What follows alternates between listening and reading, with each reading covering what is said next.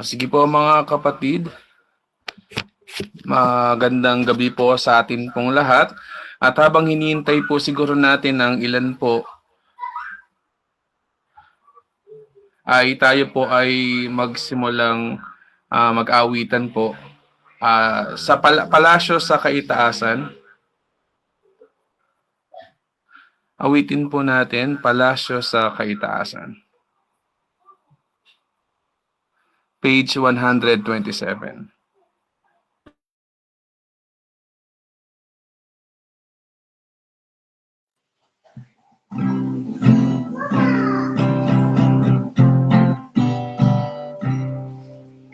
Kahit na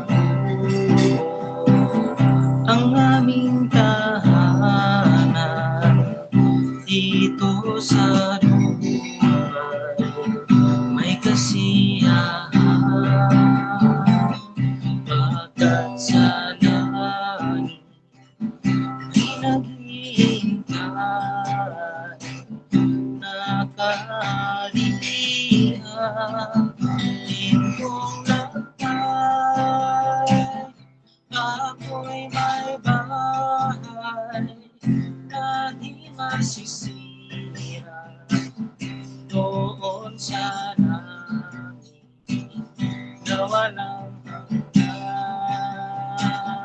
wala nang hapis at naging sariwa sa piling ng Diyos na mayaman. Sa buhay na ito'y mahirap, ang kaulayan ay lusat sa walang sarili, tirang tiyak doon sa langit. Ako'y may lahat, ako'y may bahay na di masisira doon sa langit na walang hanggan, wala nang hapis at naging sariwa sa piling ng Diyos na mayaman. Maawa sa kalagayan ko, pagkat sa langit ang aking tulong at samantala naglalakay dito hanggang humantong sa palasyo. Ako'y may bahay na di masisira doon sa langit na walang hanggan, wala nang hapis at naging sariwa sa piling ng Diyos na mayaman. Purihin po ang Diyos sa atin pong inawit. Minsan pa po tayong umawit, yung pong kung sumapit ang lahat sa langit. Awitin po natin.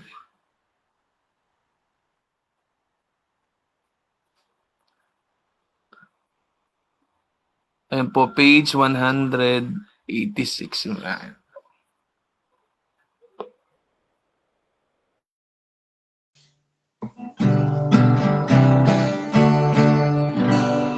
Awitin ang pag-ibig ni Jesus, awitin ang puspos sa dahalang walang lubos, nainihang ng lubos, lahat ay sumama.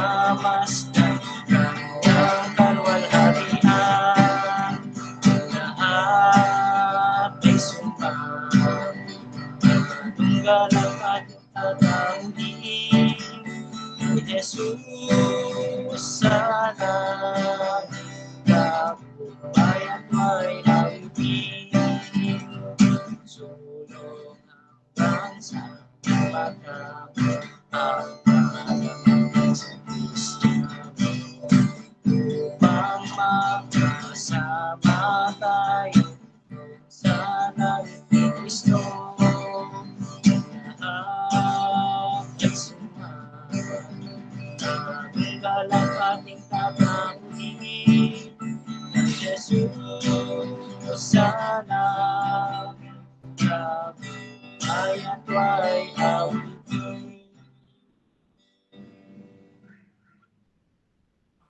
Ngayon po, bago po tayo magpatuloy po sa atin pong pag-aaral po ng salita po ng Diyos, tayo po muna ay manalangin, humingi po ng patnubay ng ating pong Panginoon. Sige po, let us pray. Ama naming Diyos na banal, dakila at makapangyarihan po sa lahat, lubos ka po naming pinupuri at pinasasalamatan po sa napakabiyaya pong gabi na inyo pong binigay po sa amin, na malaya po namin mapag-aralan at mapagbulayan po ang inyo pong mga salita. Maraming salamat po sa pagkakataong pong ito na pinagkaloob po ninyo ng isang biyaya po na bagamat kami po ay hindi po magkakasama po physically, ay patuloy po na ang online Bible study po ay nagiging malaking biyaya at pagpapala po sa amin upang patuloy po na makabahagi sa inyo pong gawain at maging kalakasan din po naming spiritual po. At patuloy po na dalangin din po namin ang internet connection. Nawa po wala po maging hadlang upang malinaw po namin na maintindihan at makarating po ang mensahe po sa gabi pong ito. At patuloy po na kami po ay nagpapasiyasat po ng aming po mga puso, ng mga kaisipan. Kami po ay humingi po ng kapatawaran po sa aming po mga pagkukulang, mga pagkakasala at kahinaan po. At patuloy din po, dalangin po namin na pangunahan, patnubayan po ninyo, ang inyong pong anak na gagamitin po na maghahayag po ng inyong pong mga salita. Pakapos-pusin niyo po siya ng inyong pong banal na espiritu upang nawa mahayag po ang naayon po sa inyong pong kalooban. Maging sa mga kapatid po na hindi po namin nakasama po sa pag-aaral po nito ay patuloy na dalangin po namin nawa sa mga susunod po pagkakataon po ay makasama po namin sila nag-aaral po at nagiging kabahagi po sa gawain po na ito. At patuloy din po na sa inyo po namin lubos na pinagkakatiwala ang oras po na ito at ang lahat pong ito ay amin pong sinasamo at idinadalangin sa tanging pangalan lamang po niyo pong bugtong na anak na si Kristo Jesus. Amen. Muli po ay isang mabiyayang gabi po sa atin pong lahat. Pansamantala po na ang ating pong series po na pag-aaral po ay mahinto po sa gabi pong ito. Ngunit magkakaroon po tayo ng short devotion at ngayon po ihanda na po natin ang ating pong mga puso at ating pong mga kaisipan maging sa mga Biblia po natin sa ating pong mga tahanan. Ibigay ko po kay Brother John para sa ating pong short devotion. Sige po, magandang gabi po sa ating pong lahat at para po sa ating pong maikli pong pagpupulay ay makipagbukas po kayo dito po sa Mark chapter 2. Babasahin ko po yung verse 1 po hanggang sa mga sumusunod pong mga talata. Mark chapter 1 o chapter 2 verse 1.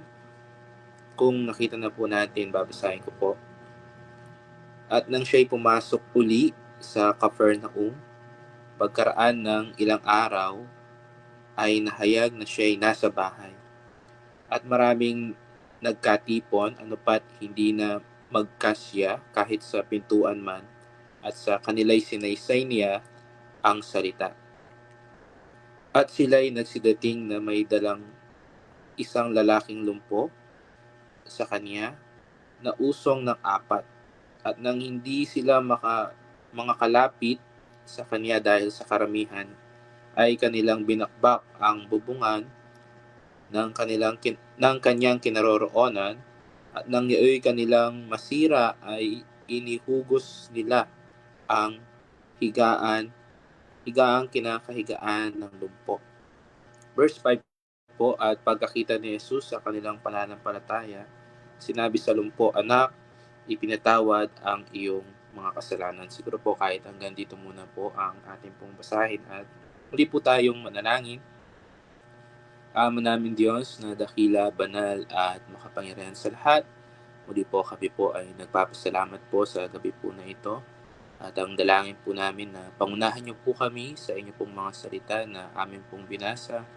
Ang banal na Espiritu po ang tumulong po sa amin nang sa gayon po tunay po na amin pong makita ang nais pong mensahe po sa amin sa oras po na ito. Pagbayan niyo po kami at ang lahat po ng ito ay amin pong dinadalangin at inihiling sa matamis na pangalan po na pong bugtong na anak na si Kristo Jesus. Amen. Bali ito pong binasa po natin, ako po'y naniniwala na familiar po sa atin ang pangyayari po na ito, kung paano po ang mga magkakaibigan ay dinala po nila ang kaibigan po nila na paralyzed sa ating pong Panginoong Hesus. Pero siguro po dito po sa ating pong pag-aaral po ngayon ay ating pong ipopokus po mismo po sa ating pong Panginoon. Kung papansinin po natin yung pong verse 1 na binasa po natin sa chapter 2, at nang siya'y pumasok uli, may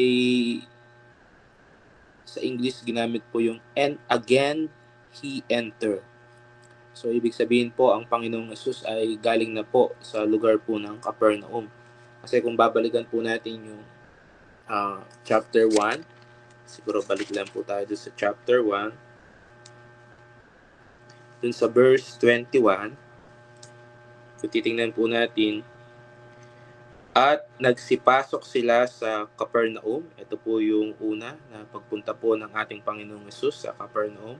At pagdakay, pumasok siya sa sinagoga ng araw ng Sabat at nagturo. Kaya kung titingnan po natin, ito po ay, kumbaga doon po sa binasa po natin sa chapter 2 verse 1 ay pangalawang beses po. Kung titingnan po natin, sabi din po doon, ay nahayag na siya'y nasa bahay.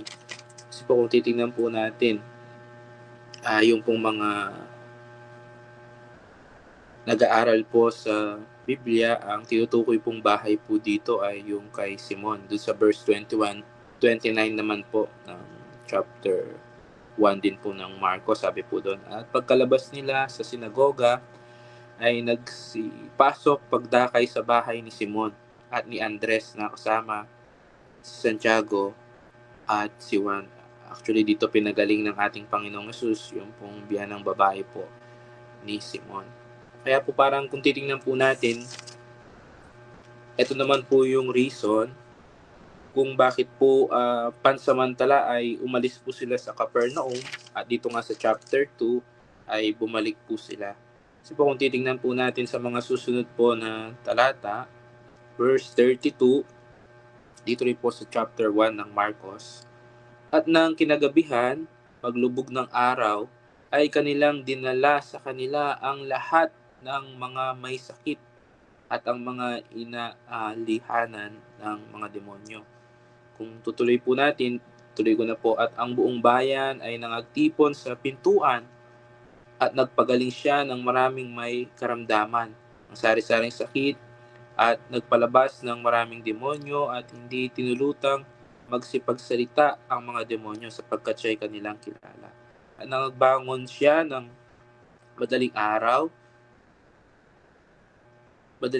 na malalim pa ang gabi at lumabas at napasa isang dakong ilang at dooy nanalangin. Verse 36, kung titignan po natin, at si Simon at ang kasamahan niya ay nagsisunod sa kanya. At siya'y nasumpungan nila at sinabi sa kanya, hinahanap ka ng lahat. Titingnan po natin, pagpunta po ng ating Panginoong Hesus sa Capernaum, dito po sa ating pong binabasa sa Marcos chapter 1. Marami pong bagay po na ang ating pong Panginoong Hesus, although po ang kanya pong nais po, katulad po nung binasa po natin doon sa verse 21, pumasok po sa sinagoga at nagturo. Doon po sa verse 14, sabi po doon, pagkatapos ng madakip si Juan ay nangapanga sa Galilea si Jesus na ipinapangaral ang ebanghelyo ng Diyos, ang mabuting balita ng kaligtasan. At alam din po natin, habang po siya ay nangangaral, nakita rin po natin kung paano pong mga miracle po yung ginawa po ng ating pong Panginoong Hesus. Kaya lang po, dito po sa lugar po ng Capernaum, kung titingnan po natin ay mas binalyo po nila yung miracle. More than po dun sa message po na dala po ng ating pong Panginoong Hesus. Kaya nga, nung time na nanalangin ng Panginoong Hesus, sabi nga ni Peter sa kanya ay, hinahanap ka ng lahat. Kaya dun sa verse 38, at sinabi niya sa kanila, magsiparoon tayo sa ibang dako ng mga kalapit na bayan upang ako'y makapangaral din naman doon, sapagkat sa ganitong dahilan ako'y naparito. Tingnan po natin na nung pong pinagbubulayan ko po ito, isa po sa nakita ko po na sa ating pong Panginoong Hesus ay yung pong kanya pong objectives po. Na kung minsan sa panahon po natin ay ang mga pagtitipon, kung minsan ay nawawala po yung ganito pong objective sa isa pong pagtitipon. Marami pong mga grupo po ngayon na basta ang goal po nila ay makagather po ng crowd. At ang Panginoon, nakita po natin ay marami pong crowd po na lumalapit po sa ating pong Panginoong Hesus. In fact nga, kahit saan pumunta ang Panginoon, nanalangin po siya, hinahanap po siya ng mga tao. Kaya lang nakakalungkot dahil po dun sa miracle. At alam po ng Panginoon yun. Kaya nga po dito sa binasa po natin doon sa verse 38, bagamat po marami pong tao ang naghahanap po sa Kanya, pero ang sabi po niya doon sa verse 38, at sinabi niya sa kanila, magsiparoon tayo sa ibang dako ng mga kalapit na bayan upang ako'y makapangaral din naman doon. Kung objective po, na dalin po ang mabuting balita ng kaligtasan. Kaya nga po dito po sa binabasa po natin doon po sa Mark chapter 2, kung titingnan po natin at nang siya'y pumasok uli, ito na po yung pagbalik po niya sa Capernaum, pagkaraan ng ilang araw, ay nahayag na siya'y nasa bahay. At sasabi po dito, at maraming nagtitipon, hindi magkasya kahit sa pintuan man, at sa kanila'y sinaysay niya ang salita. Dahil yun po yung objectives po ng ating pong Panginoong Hesus. At yun po yung pong makakapagligtas po sa isa pong taong makasalanan. Kaya nga sabi po dun sa Roma chapter 10:13,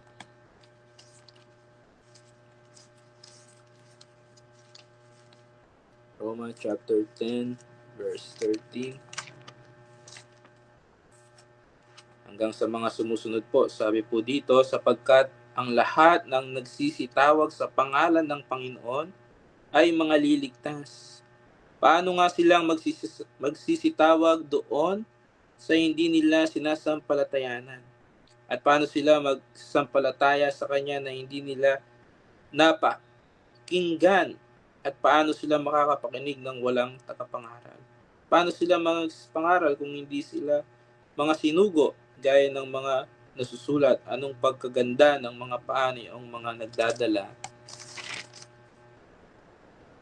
ng masayang balita ng mga bagay na mabuti. At sabi nga doon sa verse 17, siguro hanggang 17 na po, dapat hindi silang lahat ay nakinig ng masayang balita, sapagkat sinasabi ni Isaiah, Panginoon, sino ang naniniwala sa aming balita? Kaya ang paniniwala ay nanggagaling sa pakikinig, at ang pakikinig ay sa pamamagitan ng salita ni Kristo. Ang pananampalataya po ay nag-uumpisa lang po natin po sa pakikinig. Hindi po sa pagkakita ng himala. Kasi nga po nakita po natin dito po sa ating pong pinag-aaralan, marami po ang nais po nilang makita ang mga himala na ginawa po ng ating Panginoong Hesus, pero po tinatanggihan po nila ang mensahe po na dala po ng ating Panginoon. Mismo po ang mabuting balita ay hindi po nila pinapansin. At yun po ay alam po ng Panginoon. Kaya po, kung titingnan po natin, nung pong binabasa ko po ito, nagkaroon po ako ng personal po, na napaka-importante na lahat po, sabihin na po natin ng ating pong mga pagtitipon, ay ito po yung objectives po natin. Kung bakit meron po tayong mga Bible study outreach, para atin pong maipangaral ang mabuting balita ng kaligtasan. Hindi po iba't ibang mga motibo. Kasi sabi nga po nung nabasa ko po ay madali pong mag-gather ng people. Pero kung minsan iba-iba yung motive. At totoo po yun, lalo na po sa panahon po natin, madaling mag-gather po ng mga tao. Pero kung minsan, pagka alam ng tao na ang pupuntahan nila, Bible study, about sa pag-aaral ng salita ng Diyos, kung minsan ay wala po silang, sabihin natin, interest.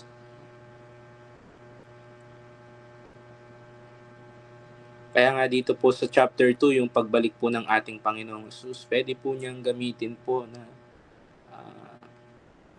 kumbaga chance yun para mas maraming taong mag-gather pag nandyan siya. Pero hindi. Ang ginawa po ng Panginoong Jesus, nung marami pong tao ay pinreach niya po ang salita. Sabi po dito sa verse 2, at sa kanila'y sinaysay niya ang salita. At ano pong salita po yun? Yun po ang mabuting balita ng kaligtasan. Kung paano po niyang pinreach po dito po sa verse 1. Yung kanina pong binasa po natin dun sa 14. Sabi po dun sa bandang huli, ay napasa Galilea si Jesus na ipinapangaral ang ebanghelyo ng Diyos.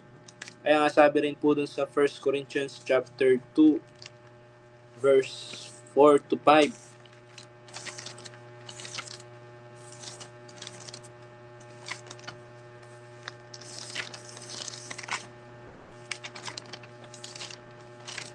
Sabi po sa 1 Corinthians chapter 2, sabi po sa verse 4, at ang aming pananalita, si Pablo po ang nagsasalita po dito, at ang aking pangangaral ay hindi sa salitang panghihikayat ng karunungan, kundi sa patotoo ng Espiritu at kapangyarihan.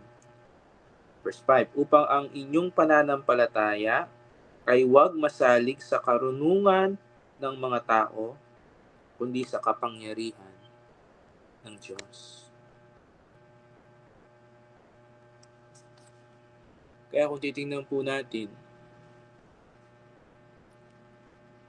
si Pablo, bagamat po sabihin po natin na magaling po siya magsalita, pero hindi po niya kinukuha sa sarili po niya.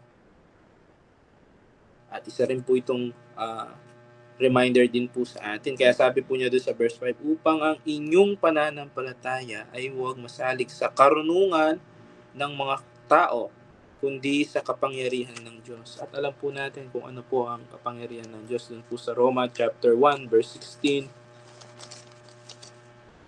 Sabi po dito, sapagkat hindi ko ikinahihiya ang ebanghelyo, sapagkat siyang kapangyarihan ng Diyos sa ikaliligtas ng bawat sumasampalataya, unay sa Hudyo at gayon din sa Griego. Kasi kahit gaano po kagaling, kaganda po, at kalinaw po natin na magsalita, pero kung yung sinasabi po natin ay galing lang po sa atin, yun po ay hindi nakakapagligtas.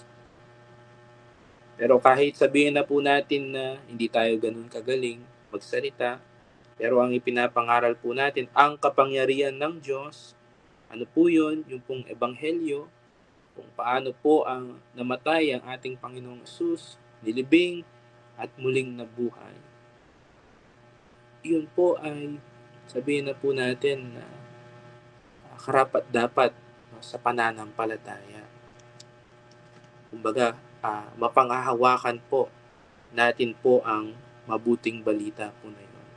Dahil yun po ang kapangyarihan ng Diyos, sabi po dito, sa ikaliligtas po ng bawat sumasampalataya. Kaya po dito po sa ating pong pinag-aaralan, una po, nakita po natin kung paano po ang ating pong Panginoong Yesus, yung hindi po siya distracted dun po sa kanya pong napakaganda nung sinabi po niya dun sa verse 38. Sabi po kasi dito, sapagkat sa ganitong dahilan ako'y naparito. At ano po yun? Para po ipangaral po ang mabuting balita, magligtas. Hindi po siya na-distract dun po sa crowd. Hindi po siya na-distract. Sabihin na po natin dun po sa schedule, yung pagod, etc.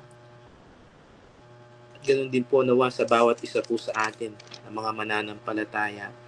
At dala-dala po ang mabuting balita ng kaligtasan. Sa gawain po ng Panginoon, sa mga pagtitipon po, ay yung objective po na ma-preach ang mabuting balita ng kaligtasan. At hindi po yung iba't ibang motive na kung minsan nagiging, sabihin na po natin na tukso yung crowd. Kasi kung minsan yan po yung gusto po ng maraming crowd. Dahil tinuturo po nila yung pong sa tithes, yung pagbibigay, yung pong membership, at kung minsan yung pong word ay hindi na po nababalue yung salita. At madalas po yung entertainment. Sa panahon po na yon, dito po sa ating pinag-aaralan po ay yung pong miracle, mga himala. Pangalawa, gusto ko din pong tingnan po natin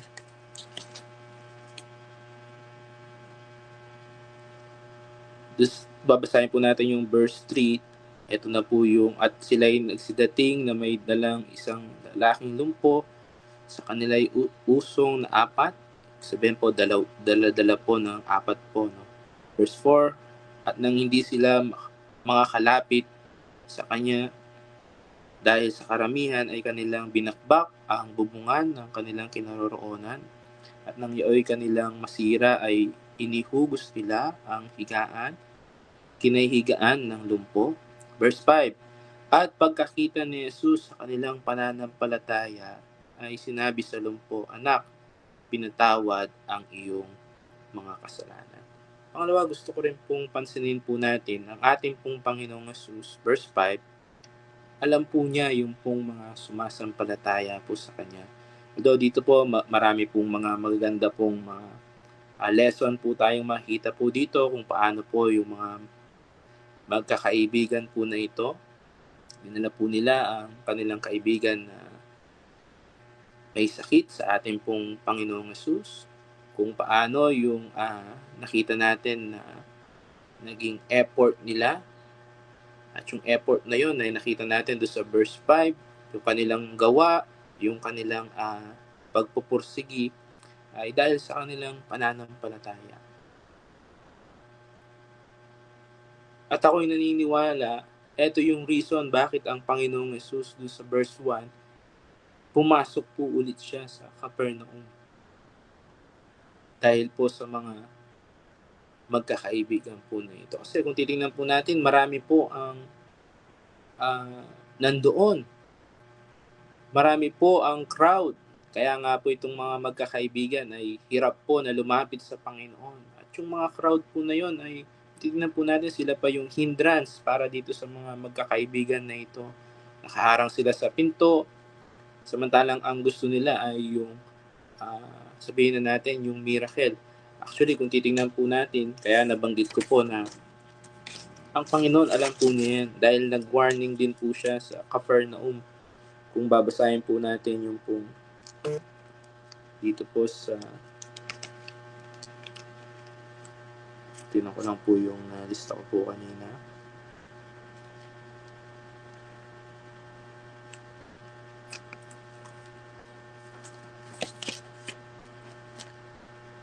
Sa Luke po yata yan. Chapter 10.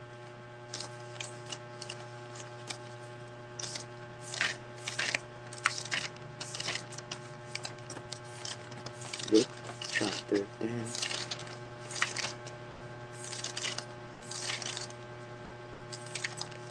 Luke 10 verse 13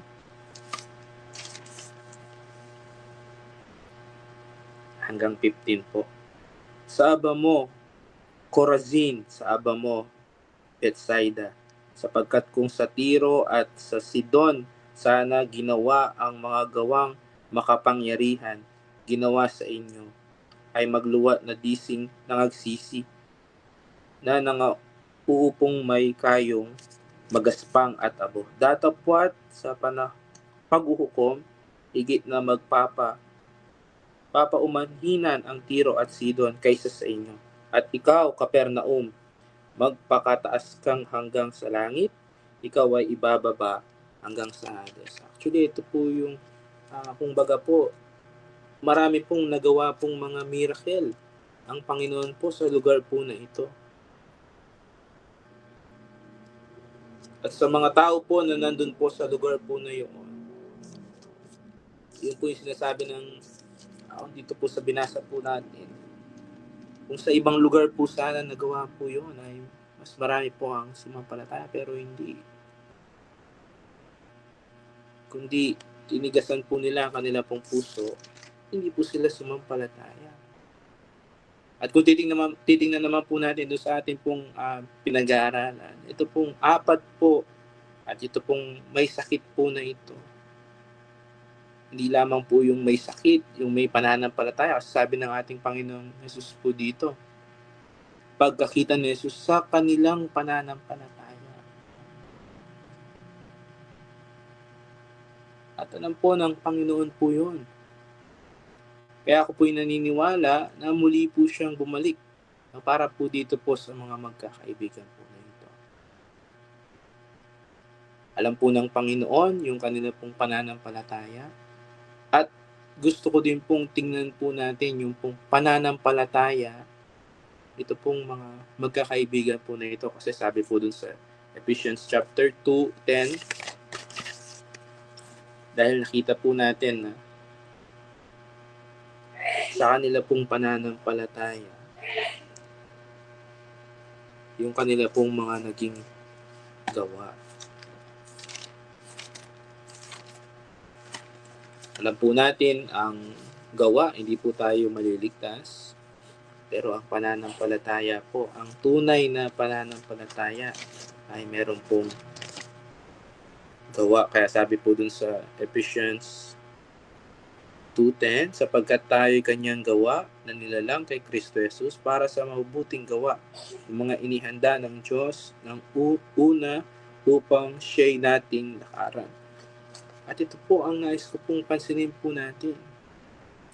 Maaari pong sa atin po na mga mananampalataya na po, maaaring meron po lagi po tayong reason not to do yung pong gusto ng Panginoon.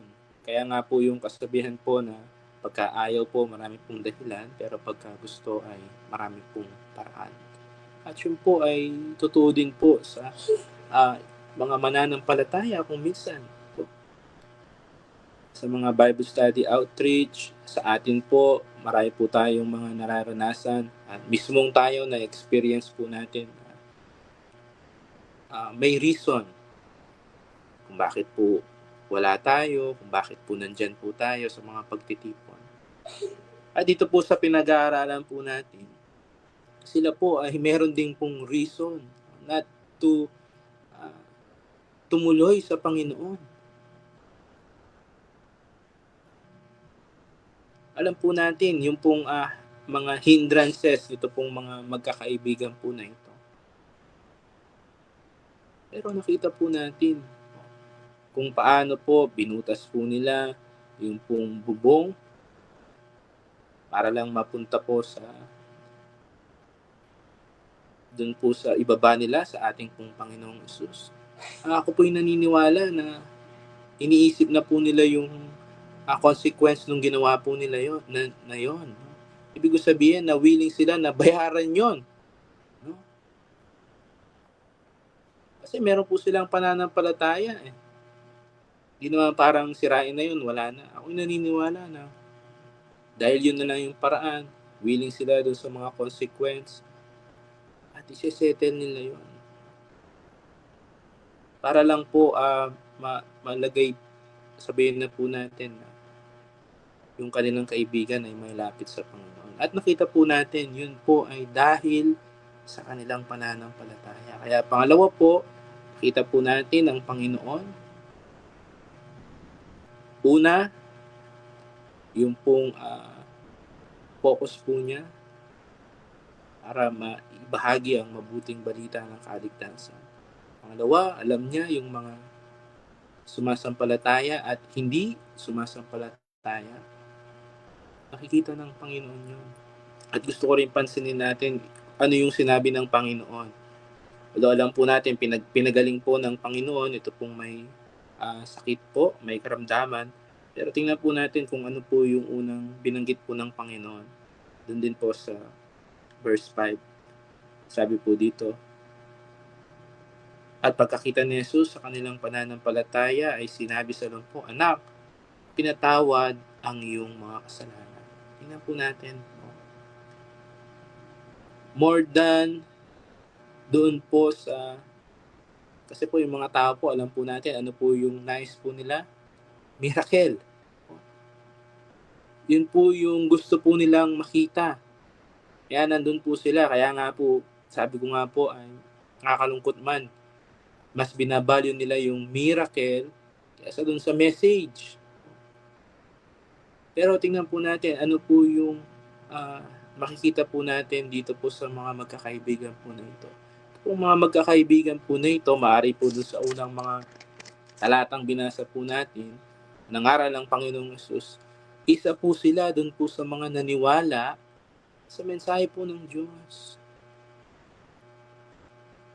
At this time po, pinakita po ng Panginoon sa mga nandoon, hindi po miracle na nakalakad agad yung lumpo. Doon mamaya makita po natin po yun. Pero higit po doon. Ano po yun? Pinapatawan yung kanya pong mga kasalanan. At yun po ang bunga ng pananampalataya po natin sa mabuting balita ng kaligtasan. Kaya nga kung titingnan po natin, ginamit po niya yung word po dito na sa English ginamit po yung son. Dun sa original mga translation ay other word po siya dun sa child. At yun po ay para pong tenderly, no? Kino-comfort po ng Panginoon as a family. Ito pong tao po na ito. At yun po ay relationship. Pinapakita po doon yung relationship. At yung word na forgiveness. Yung pong fellowship din po. Dahil alam po natin yung kasalanan po, yung pong nagbibigay po ng, sabihin po natin, gap at lang sa, alam po natin yung sa Isaiah chapter 59:2. Sabi po doon, yung mga kasalanan po natin, yung po nagiging hadlang. Sabi po doon sa Isaiah 59:2, kundi pinagpahiwalay ng inyong mga kasamaan, kayo at ang iyong Diyos at ang iyong mga kasalanan ay siyang nagpakubli ng kanyang muka sa inyo upang siya'y huwag makinig.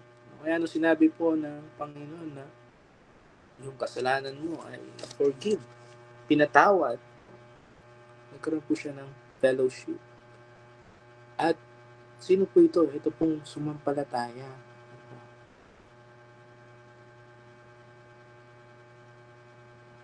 Kaya ito po pinakita po ng Panginoon dun po sa mga nandoon. Kaya nga po kung tutuloy po natin po ito, makikita po natin dun sa mga talata verse 6, sabi po doon, ngunit mayroon doong nakakaupong ilan sa mga eskriba at nagbubulay-bulay sa kanilang mga puso. Bakit nagsasalita ang taong ito ng ganito? Siya ay namumusong, sino ang makakapagpatawad ng mga kasalanan kundi isa ang Diyos lamang. Kasi alam naman po natin, ito pong mga religious group po na ito ay expert po sa law. Actually, sinasalin po nila, no? Dinuduplicate po nila yung mga kautusan para ma-spread nung panahon po na yun. Kaya napapamiliarize po nila yung law. ina-accuse po nila ang Panginoong Jesus na blasphemer. Pero ang Panginoon, dito sa mga critics po na ito, kinonfront po niya.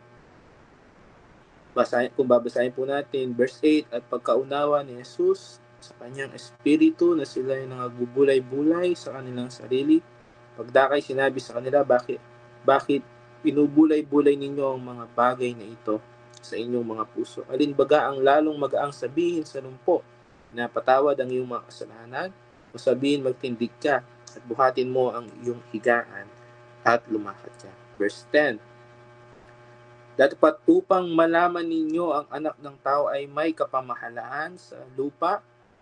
Dito po kino-confirm po ng Panginoon na siya po ang Mesyas. Sabi po niya dito, at ang datapwat upang malaman ninyo na ang anak ng tao ay may kapamahalaan sa lupa na magpatawad ng mga kasalanan. Sinabi niya sa lumpo, sa iyo ko sinasabi, magtindig ka, buhatin mo ang iyong higaan at umuwi ka sa bahay mo. Nagtindig siya, at pagdakay binuhat ang higaan at yumaon sa harap nilang lahat. Ano pat nangagtaka silang lahat at niluwalhati nila ang Diyos. Nagsasabi, kailanmay hindi tayo nakita ng ganito. At itong mga expert po na ito, titignan po natin. Alam din po nila ito kasi ito po yung balikan lang po natin yung sa Isaiah 35 verse 4 to 6 sa kautusan. Ginamit din po ng Panginoon na i-prove po na siya po ang Kristo. Sabi po dun sa Isaiah 35 4 to 6, iyong sabihin sa kanila na matatakuting puso, kayo'y mga pakatapang, huwag kayong mga takot. Narito, ang inyong Diyos ay pariritong may panghiganti, may kagantihan ng Diyos. Siya'y paparito at ililigtas kayo. Kung magkagayoy, madidilat ang mga mata ng bulag at ang mga pakinig ng bingi ay mabubuksan. Kung magkagayoy, lulukso ang mga pilay na parang usa at ang dila ng pipi ay aawit sapagkat sa ilang ay bubukal ang tubig at magkakailog sa ilang. Ito po ay prophecy at ito po ay tinutupad po ng Panginoon sa panahon po na ito. Ito po sa ating pong binabasa. At dito po sa ating pong maikli pong pagbulay, personal po, nung akin din pong pinagbubulayan po ito, nakita ko po kung paano po yung pong goal po ng ating Panginoong Jesus. Never po siya na sabihin po natin na na-distract. At nawa ang bawat isa rin po sa atin ay hindi po distracted. Kung paano po na alam po ng Panginoon kung bakit po siya naparito para po ibahagi ang mabuting balita ng kaligtasan. At sa panahon po natin, marami pong tools si Satan para i-distract ang church, i-distract ang believer, para po hindi po natin magawa ang gusto po ng Panginoon. Nakita rin po natin ang ating pong Panginoon ay alam po niya yung pong mga sumasampalataya po sa Kanya. Kung paano po na bagamat po maraming miracle ang nagawa sa lugar po ng Capernaum, pero mas binalyo po nila ang mga miracle kaysa po sa mensahe po ng Diyos na ang nakita po natin na ang mensahe po ng Diyos, mabuting balita ng kaligtasan ang nakakaligtas. At nakita rin po natin ng mga magkakaibigan po na kung paanong ang kanila pong pananampalataya, nakita po natin yung kanila pong paggawa na kung minsan ang bawat isa po sa atin ay nape-failed po. Anong ibig ko pong sabihin? At madami po tayong reason para hindi po gumawa para sa Panginoon. Yung trabaho, pag-aaral, yung busy sa anumang pong mga bagay. Pero nakita po natin ito pong mga magkakaibigan na nag-effort po sila dahil sila po ay merong pong pananampalataya. At kauli-ulihan po, nakita po natin kung paano din po na pinakita po ng Panginoong Yesus. Pinroof po niya dito po sa ministry po niya na ito na siya po ang tagapagligtas at worth po siya ng ating pananampalataya sa ating pong mga paglilingkod din po dahil tunay po na siya po ay namatay para po sa atin, para iligtas po tayo. Kaya po siguro po hanggang dito lang po yung ating pong maikli pong pagbubulay at tayo po ay manalangin. Ama namin Diyos na dakila, banal at makapangyarihan sa lahat, tuloy po na nagpapasalamat po kami dahil tunay po Ama na ang bawat isa po sa amin ay pinagkalooban po ninyo ng biyaya na kaligtasan. At salamat po dahil ang aming pong Panginoong Yesus, iniwan po niya ang langit, katawang tao po, at tunay po na dito po sa mundo po na ito, sa kanya pong ministeryo, kung paano po ang tiniis po niya, at paano po ang naging kamatayan po niya para sa aming pong mga kaligtasan. Nawa ang bawat isa po sa amin ay i-value po din namin ang bagay po na ito, ang mabuting balita ng kaligtasan. Ganoon din po na ito rin po ang magtulak po sa amin sa amin pong mga paglilingkod. Nawa ang aming pong mga pananampalataya ay masumpungan po ninyo na gumagawa din po sa aming pong mga buhay. Dahil tunay po karapat-dapat na paglingkuran at pagkaloob din po namin ang aming pong buhay sa aming pong paglilingkod sa aming pong Panginoon. At nawa ang bagay po na ito ay patuloy po na maging encouragement po sa bawat isa po sa amin. Kayo po ang magpala din po sa lahat po ng makakapakinig pa po. At ito pong lahat ay amin pong dinadalangin sa tamis na pangalan na po niya pong bugtong na anak na si Kristo Jesus. Amen.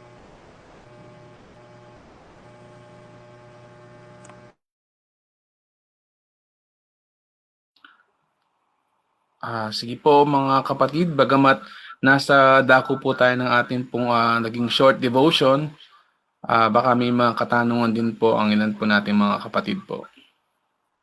Nandito po sa ating pong Google Meet.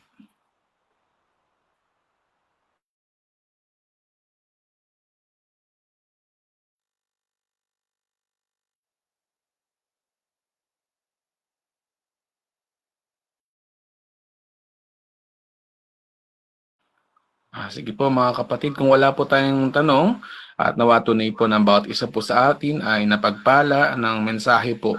At salamat din sa kapatid na nagbigay din ng mensahe para sa gabi po na ito. At sa ating pong pagwakas na pananalangin ay hilingin natin kay Brother Anthony na tayo po ay pangunahan.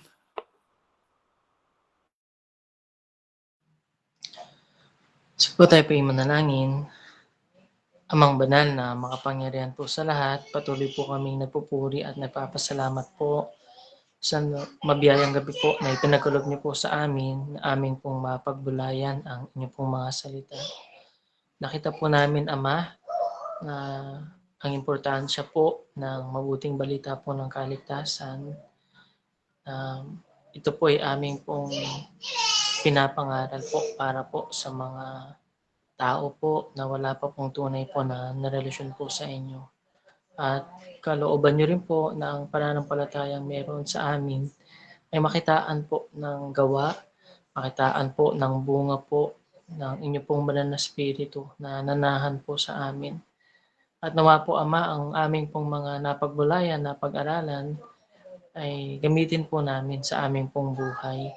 Maraming salamat din po sa inyong pong anak na ginamit. Patuloy niyo po siyang pagpalain sa po ng kanya pong buong pamilya.